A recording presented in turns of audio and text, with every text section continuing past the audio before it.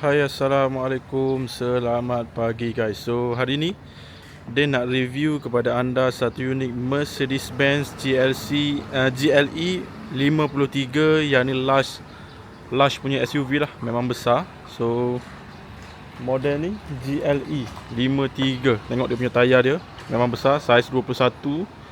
Dan kereta ni, okey, yang mana nak cari SUV dalam segmen apa, large punya segmen, boleh contact Dan lah. Kita ada satu unit warna putih ni, sangat lawa. Okey, dalam interior dia warna silver kalau tak silap saya.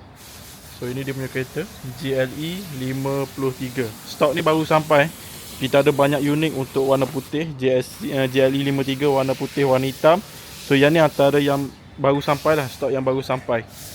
Boleh tengok dia punya tayar. Tayar dia pakai tayar jenis Michelin. Okey, so ini dia punya tayar saiz 21. Sangat besar rim dia.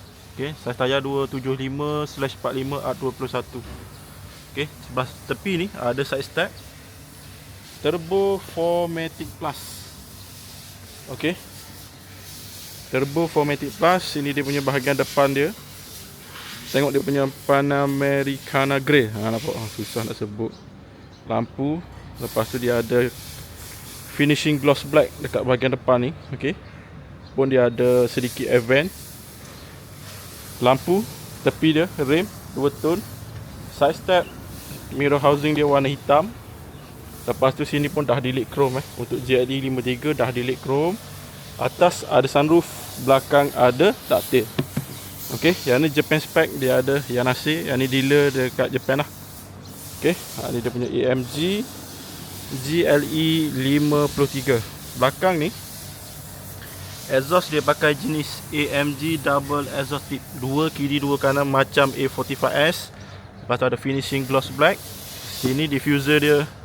Dan sini dia punya rim belakang dia guys. Okay, SUV coupe, boleh tengok dia punya belakang dia memang seksi, memang lawa. Dan dia punya bonnet dia sangat besar. Okay, bawah ni ada kamera ni, dan logo dia ada kamera. Ada power boot. Okey, tekan je dia turun. Okey, lepas tu ni sini dia boleh buka dan boleh tutup. Okey, ni bahagian dalam dia. Oops, sorry.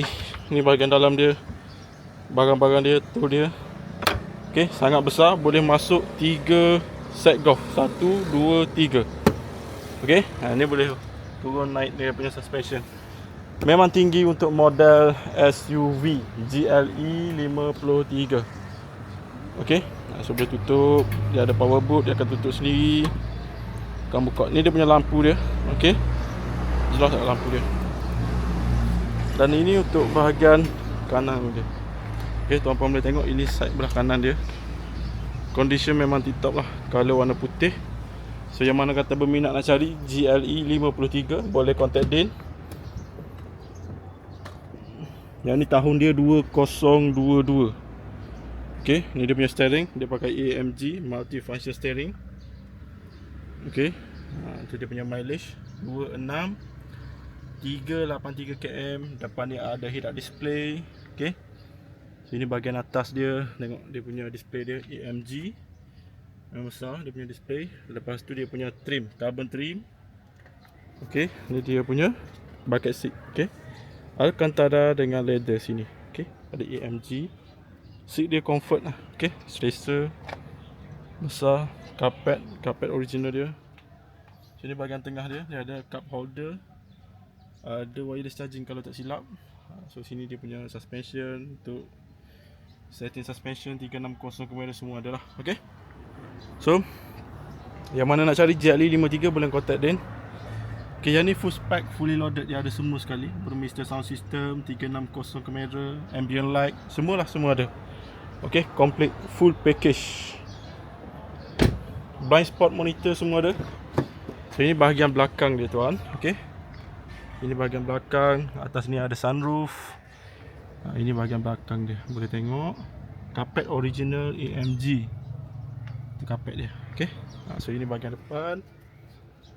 Ini bahagian depan dia. Ini bahagian tengah dia, dashboard. Okay, so itu saja video kali ni. Jumpa anda di next video lah. Nampak tak? Jom tengok bahagian depan. Okay, jumpa di next video. Jangan lupa subscribe guys. Ini punya lampu depan. Okay.